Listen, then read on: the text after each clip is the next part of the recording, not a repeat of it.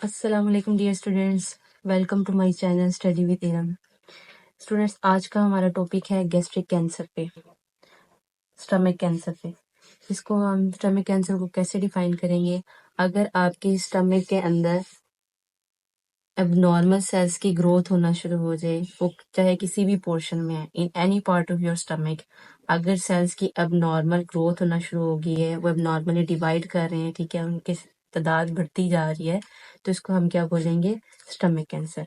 When cells in any part of stomach grow and divide abnormally, ये हो गई इसकी स्टमक कैंसर की definition.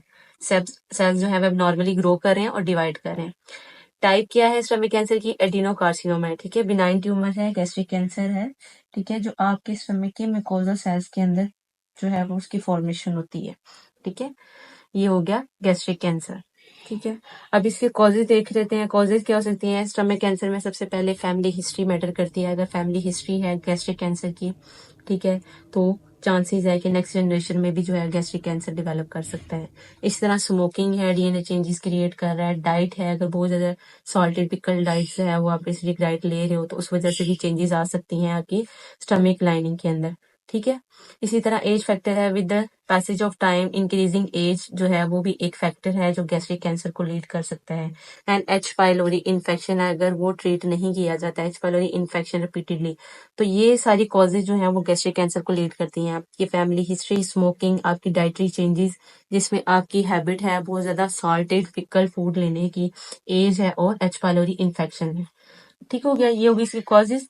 Then sign and symptoms अगर हम देखें गैस्ट्रिक कैंसर के, तो सबसे पहले जो इसका साइन आएगा वो होगा डिस्पेप्सिया। आपकी इनडाइजेशन होगी, स्टमक जो है वो अपना फंक्शन प्रॉपरली परफॉर्म नहीं कर पाएगा, वो फूड डाइजेस्ट नहीं करेगा।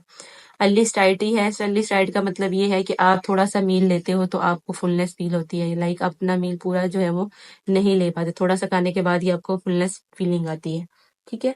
इसी तरह वेट लॉस है स्टमक कैंसर के अंदर, एब्डोमिनल पेन आ जाएगी, लॉस और डिक्रीज इन एपिटाइट, भूख के अंदर जो है वो चेंजेस आ रही हैं, बहुत कम हो गई है, ठीक है, आपकी एपिटाइट चेंज हो रही है, ब्लोटिंग है, नोजिया है, वॉमिटिंग है और पायरोसिस हार्ड बर्न की कंडीशन है, ठीक है। डिस्पेप्सिया होगा, अल्लिस्टाइटी, अर्ली फुलनेस फीलिंग आना शुरू हो जाएगी, वेट लॉस है, एब्डोमिनल पेन है, लॉस और decrease in appetite, bloating, nausea, vomiting और पायरोसिस हार्ड बर्न की कंडीशन। इसको डायग्नोज कैसे करेंगे स्टमक कैंसर को? इसके लिए हम एक बायोप्सी के लिए, लाइक जो हमें सेल्स सस्पेक्टेड लग रहे होते हैं, there is any suspicion like कोई एबनॉर्मल ग्रोथ हो रही है, तो उसके लिए हम एंडोस्कोपी कराती हैं, वहां से हम बायोप्सी ले लेते हैं, यानी कुछ टिश्यूज जो है वहां से एक्सरसाइज कर लेते हैं और उनको फिर लैब में भिजवा देते हैं और उसको टेस्ट करते हैं कि वहां पे कोई बिनाइन जो है कंडीशन डेवलप हो रही है नहीं हो रही, ठीक है। इसके लिए हम करवाते हैं एसोफेगो गैस्ट्रोडुडेनोस्कोपी, लाइक आपकी एसोफेगस के अंदर, स्टमक के अंदर और डुडेनम के अंदर जो है वो हम लाइट थिन कैमरा के थ्रू देख लेंगे कि कौन सा स्ट्रक्चरल डिसऑर्डर आ रहा है, कौन सी एबनॉर्मल ग्रोथ हो रही है और किस पोर्शन के अंदर हो रही है, ठीक है। इसी तरह प्रीवियस लेक्चर में हमने बेरियम एक्सरे टेक्निक जो है वो यूज की थी, जिसमें हम वाइट कास्ट जो है वो उसके थ्रू एक्सरे स्टडी के थ्रू, एक्सरे फिल्म के थ्रू देख लेते हैं, ठीक है, अपर जीआईटी को जो है वो असेस करने के लिए कि कौन सा प्रॉब्लम आ रहा है, कौन सी बिनाइन कंडीशन है। एंडोस्कोपिक अल्ट्रासाउंड कर सकते हैं। एंडोस्कोपिक अल्ट्रासाउंड हम इसलिए करेंगे ताकि हम ट्यूमर की डेप्थ को देख सकें और देख सकें कितनी जो है वो लिम्फ नोड इन्वॉल्वमेंट हो रही है, कितने लिम्फ नोड जो है वो इसके अंदर इन्वॉल्व हो रहे हैं, स्टमक कैंसर कितना जो है वो आगे प्रोग्रेस कर रहा है। सीटी स्कैन करवा सकते हैं, ठीक है, इस फाइंडिंग के थ्रू भी जो है वो हम कैंसर को जो है वो डायग्नोज कर सकते हैं, ठीक हो गया। एसोफेगो गैस्ट्रोडुडेनोस्कोपी, बेरियम एक्सरे, एंडोस्कोपिक अल्ट्रासाउंड और सीटी स्कैन के थ्रू इसको डायग्नोज किया जा सकता है। मेडिकल मैनेजमेंट में जो है वो हम कीमोथेरेपी कर सकते हैं, रेडिएशन थेरेपी कर सकते हैं, इम्यूनोथेरेपी और एट लास्ट हम पैलिएटिव केयर और सर्जिकल मैनेजमेंट की तरफ जाते हैं।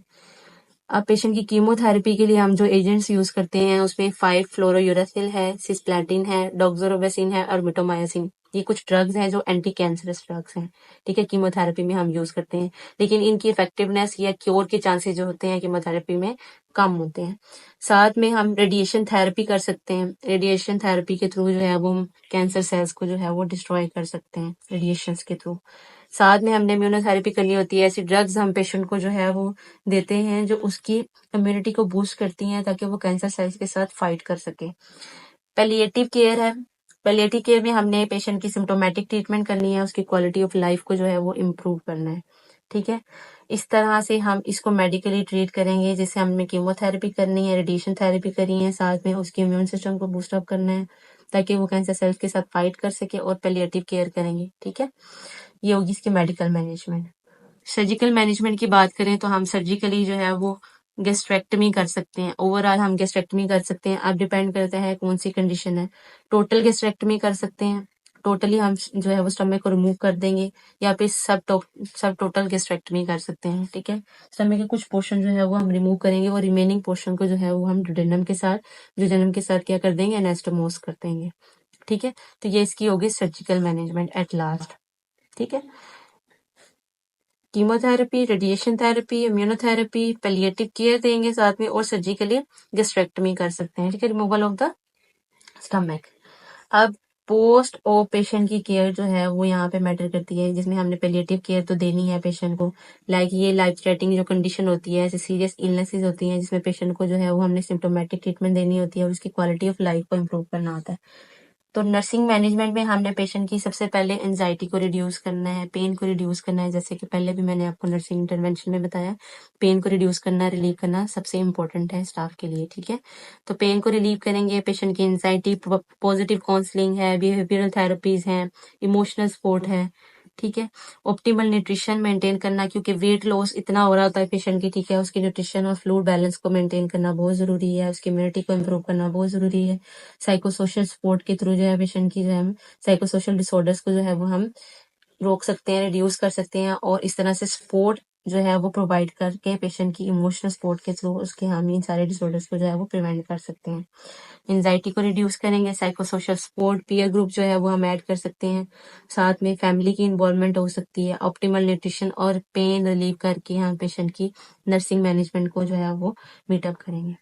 ठीक है, तो गैस्ट्रिक कैंसर में हम गैस्ट्रिक कैंसर को डिफाइन करेंगे, कॉजेज देखेंगे, उसकी साइन एंड सिम्टम्स देखेंगे। प्रीवियस जितने हमने लेक्चर्स पढ़े हैं उनसे रिलेटेड ही हैं। ठीक है, इसके sign and symptom. Diagnostic test की अगर हम बात करें तो ये एक स्पेसिफिक टेस्ट न्यू हमने ऐड किया है, इसोफेगोगैस्ट्रोडुडेनोस्कोपी, जो कि हम बायोप्सी के लिए कर रहे हैं ताकि तीनों पोर्शन जो हैं जीआईटी के, इसको हम देख सकें इसके अंदर क्या इशू आ रहा है। ठीक है, और साथ में medical management, anti cancer drugs दे रहे हैं कीमोथेरेपी के अंदर, रेडिएशन थेरेपी, इम्यूनोथेरेपी और palliative care. Palliative care is the most important thing in cancer treatment. ठीक है, कोई हार्ट फेलियर है या पेशेंट कैंसर की तरफ है तो इन पेशेंट्स के अंदर हमने पैलिएटिव केयर को जो है वो इंश्योर करना होता है। ठीक है, फिर सर्जिकल मैनेजमेंट है जिसमें हम गैस्ट्रेक्टमी कर रहे हैं। स्टमक कैंसर के अंदर क्या कर रहे हैं, गैस्ट्रेक्टमी, स्टमक को रिमूव कर। ठीक है, और नर्सिंग मैनेजमेंट। इसके साथ हमारा गैस्ट्रिक कैंसर वाला टॉपिक जो है वो हो चुका है complete. Take care of yourself, मिलते हैं अपने नेक्स्ट सेशन में। अल्लाह हाफिज, बाय बाय।